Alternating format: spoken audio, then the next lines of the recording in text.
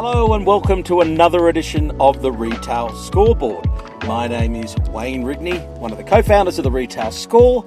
The information we're going to be sharing with you today is collated from thousands of retail stores from the clients that use the Retail Score services. All the data is anonymised, but it's the most current, up-to-date information relating to the specialty retail sector, fashion, hard goods, specialty merchandise, etc. throughout Australia. So let's get on with the podcast, shall we? We're going to start by looking at January and the January scoreboard. Not a bad month again. Sales were up 2.3% on a like-for-like basis in January. Some interesting things happening underneath the hood, though, here. Unit sales were down 2.7%. Big drop in volume there. The GP was up again, 3.7% up, and up in terms of real dollar terms, up 0.8%. You've heard me say it plenty of times over the last 3 years on this podcast. GP pays the bills, and that is certainly something that is relevant here for January. Surprisingly, the big significant shift in discounts. Big discounts going on through Jan. Dollars up 6%, and the discount percent overall was up 0.8%. So that implies some of the, there was a big, the consumers were responding to those discount dollars. Only about just under 1% lift in real percentage terms, but 6% up on dollar terms. That's a really big number. And I think what's really interesting here was that the items per transaction were down 1.5. The number of transactions were down, 1.5%. The items or units per transaction down 1.2%. The average transaction value was up, driven by, you've got it, a rise in prices. Big rise actually through Jan. So that's really interesting. Breaking down the channels again, I'm going to be repeating myself. It feels like this for the last 3 months. Online, the growth driver. Concessions actually doing okay again. Myer and DJ's not doing too badly, up 4.3%. Outlet, really strong.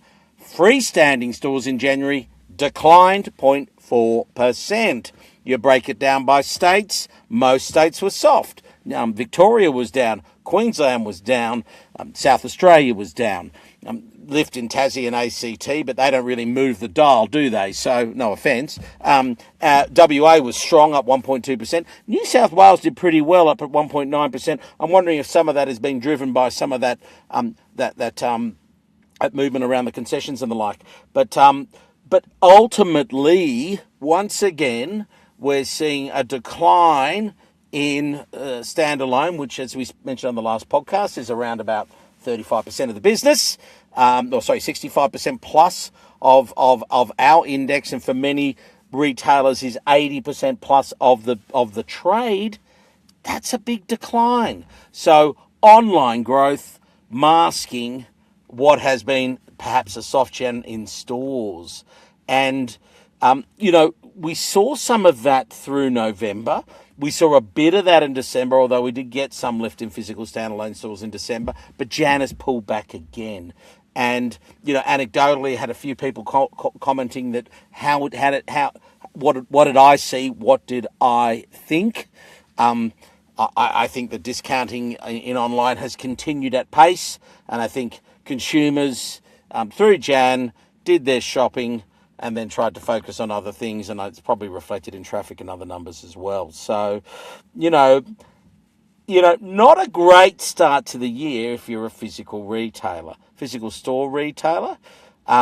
If you're an online pure play, probably having a reasonably good time of it. If you're an e-com manager, you're probably having a reasonably good time of things. But if you're out there in physical store land, maybe not. And I think what is interesting here through all of this is that transaction volume down, units down, dollars up because prices are up. And isn't that timely for us to focus on this month? And I'm going to focus on, you guessed it, inflation.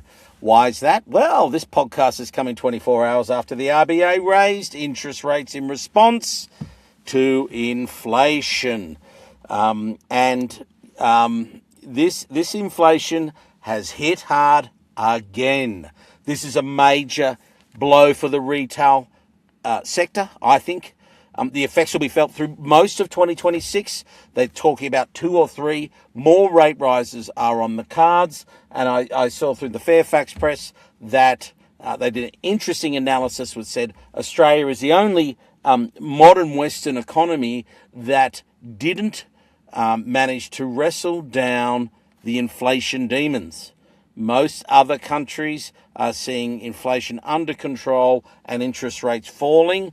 We are the odd one out in that regard. I've got some opinions on why that is the case. You'll probably hear me vent those in the next hour, 10 to 15 minutes. But I think more importantly for us, how is the industry going to respond? So when it comes to inflation, inflation is made up of many, many different variables and numbers, and there's some big factors in there that have got nothing to do with retail. You know, the rent, electricity and utilities, education, lots of other service areas. Consumer spending is a big part of it, but it is not the major part of it. And for many, many parts of the last 3 years, consumer inflation has actually sat behind other categories. It hasn't been consumer or certainly specialty retail pricing that has been, the baddie, the bad egg in the mix in the basket of goods that that the Reserve Bank look at. It's been other categories. But the reality is, if we look at 2025 or FY26, and if, in particular, I'm just going to focus on what happened between November through January. I'm calling it that inflation now in our space is very real. If you've been listening to this podcast, and I know many of us, our listeners, are regular listeners, over the last, really since June or July, you would have heard me talk about average sell price, driving baskets in the absence of volume. Well, if you look at the November through January results, so I'm just taking pre-Black Friday through to Jan, what happened? We saw, the prior year, a 3.7% lift, like for like, in original sell prices. That's the original sell price, up 3.7%. That is almost bang on in line with the current inflation rate. Now, the final sell price actually came down, and January really did help bring it down 2.7%. The final price, or the average sell price fee last year, slightly less than the headline inflation rate that the RBA is talking about. I think 3.8 is what they're talking about right now. But nonetheless, I think it's fair to say that what we've seen within the specialty retail space is on par with the broader economy.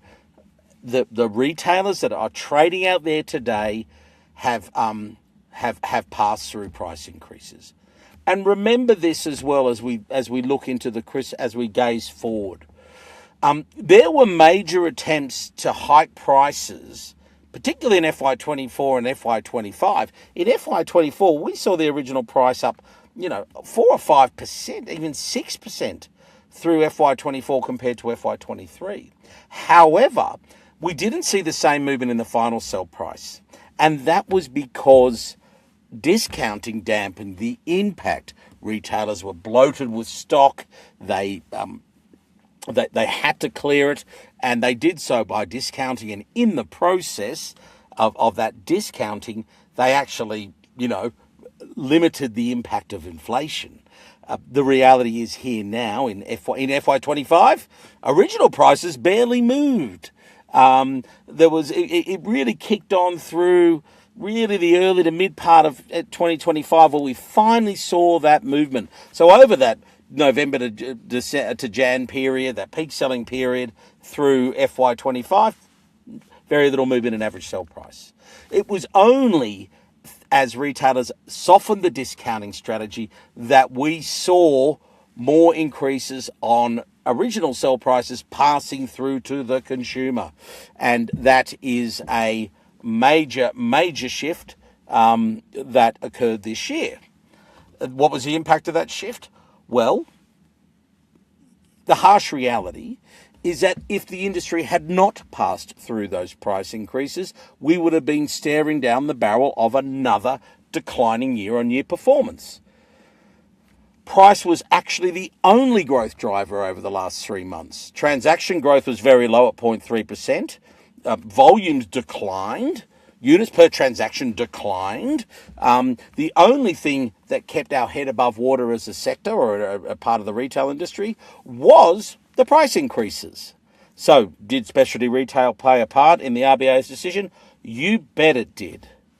And as a result, and if the industry had not done this, we would have been looking at a flat or minus on our numbers come these 3 months. Instead, we had a positive 3 months. But hey, if the industry hadn't taken price, finally pushed through real price increases, not original price hikes that then are discounted down, but real price increases, we would have had a negative growth through this cycle.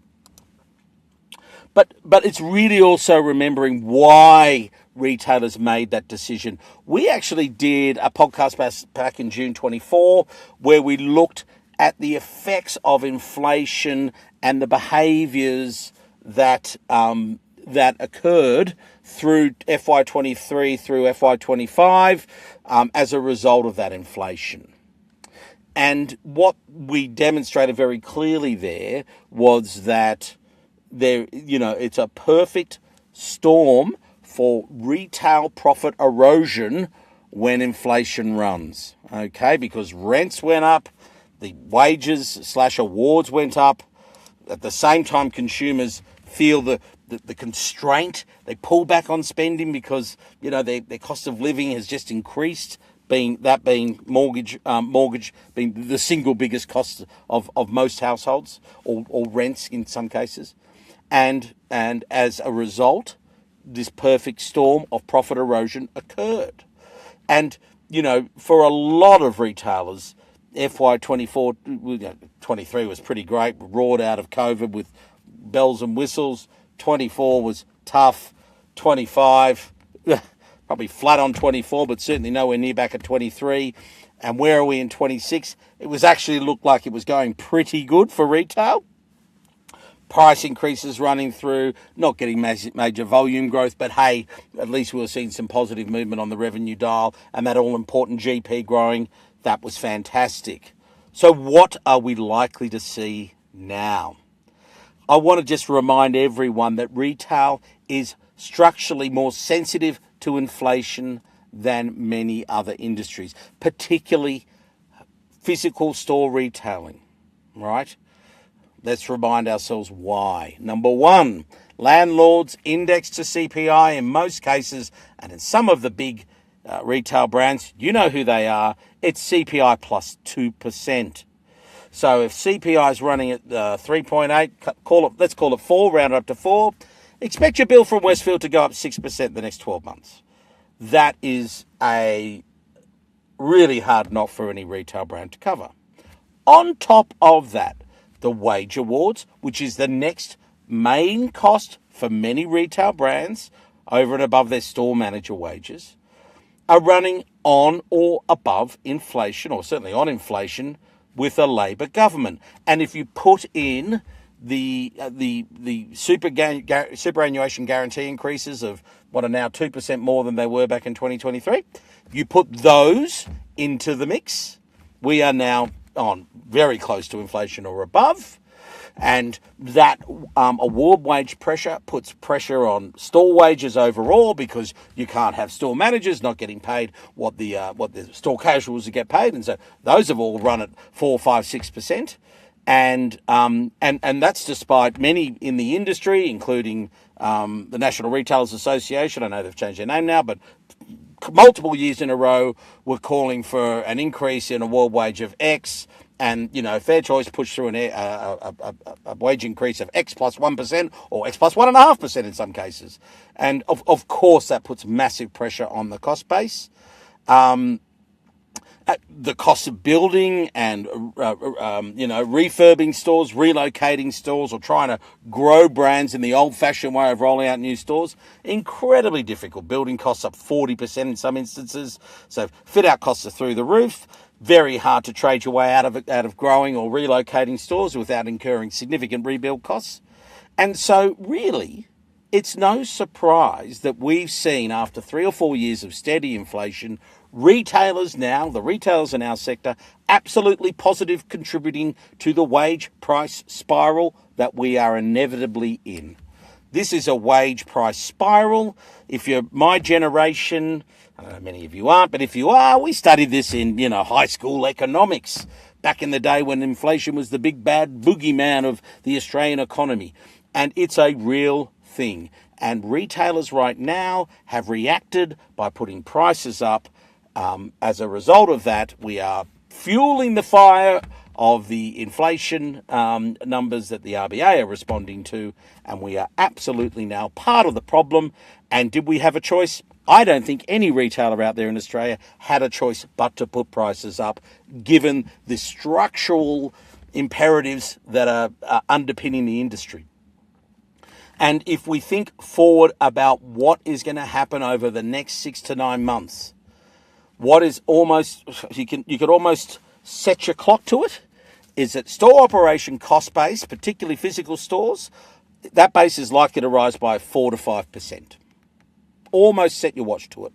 Okay, and for e-com stores, you can expect the same thing going on with warehousing, with delivery, because so many of those core contributors to the variable cost base of online businesses are also subject to awards, to rent out there. The fixed costs of those are all driven by rent and the like. The power subsidies have gone. This thing is going to run through. 4 to 5% increase in the cost of doing business. Almost set your watch to it. Okay. One, you can sit back and hope that demand for your brand is going to grow by 5%. Is that likely? Look, brands have multiple factors that impact demand, right? Marketing and new product introductions and competitor behaviour and all sorts of things. Growing by 5% in a market where consumers have just been hit with a cost of living hit, tough. It's a tough call to say, yeah, let's set our sights on a 5% organic growth or movement in demand. Demand's not going to get you there. Organic demand is not going to move by 5%. You're going to have to be doing something very different around your business to just stimulate beyond organic demand in order to achieve a 5% growth in headline revenue. What's the other option that can happen? Well, government reduces wage growth below CPI. I think it's fair to say the Fair Work Commission will probably not set wages bang on what CPI is. It'll be very close to it, though. They've got form. We've seen through this government that where their focus is. So assume the award will run at 3.5% at least, maybe nudging towards 4% in the next review. Almost set your watch to it. Landlords are going to adjust their terms and suddenly give back those CPI increases. Yeah, that ain't happening. That is not happening. If you've got a few renewals coming up, you might have some luck there, but realistically, it's not going to happen. Retailers reduce labour in store.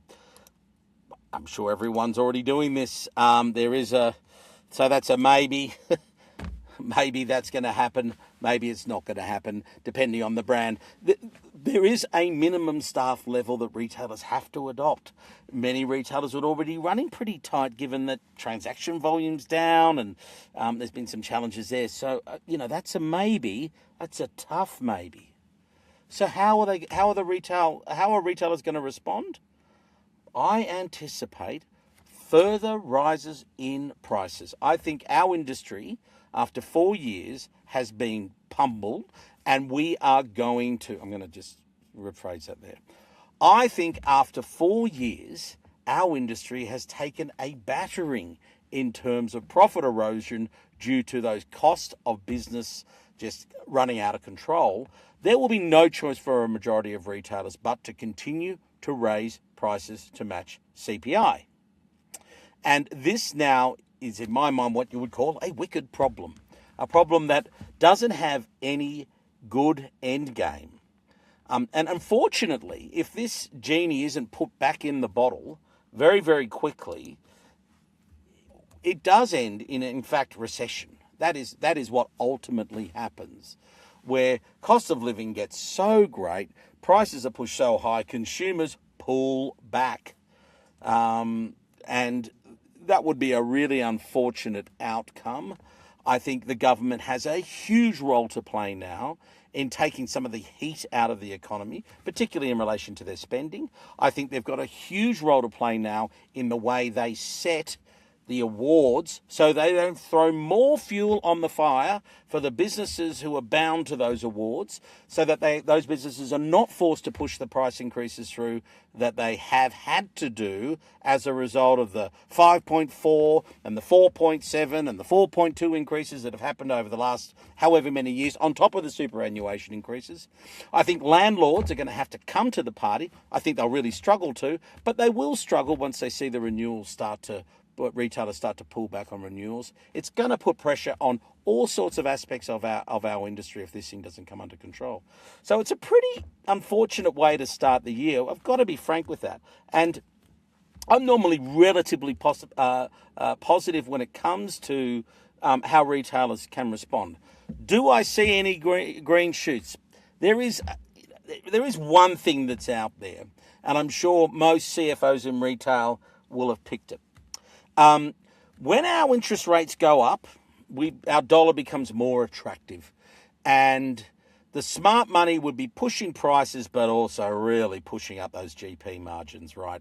Because you hear me say it all the time, GP pays the bill. If there's one thing you can be doing right now, looking at your ACP within your plan, ASP, your average sell price in your plans, looking at your margin, right? I would still be pricing at a 65% US dollar, even if the dollar's sitting at 71. Take the GP gains, because you're not going to get it elsewhere. It's going to be very tough to get it elsewhere. That's my 2 cents worth. Let's hope the Aussie dollar goes to 75, maybe 80, and get us out of jail as an industry. Because I don't think the government's going to get us out of jail over the next 12 to 18 months. I really don't. And I think this is going to be a very challenging time given that backdrop. But hey, I've got to call it as I see it. I hope February continues with a little bit of growth for you all. Watch your prices, and we'll speak next time. Bye for now.